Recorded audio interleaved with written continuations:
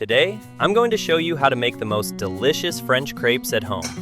These crepes are incredibly thin, soft, tender, and absolutely delicious. They have a beautiful, delicate texture, and they're perfect for breakfast, dessert, or simply enjoying with your favorite filling.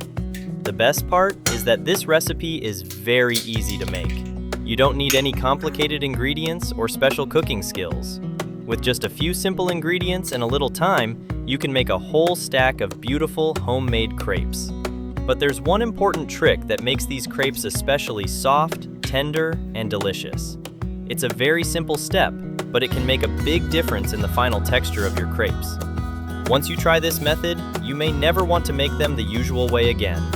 So, let's make these delicious, thin, and tender French crepes together.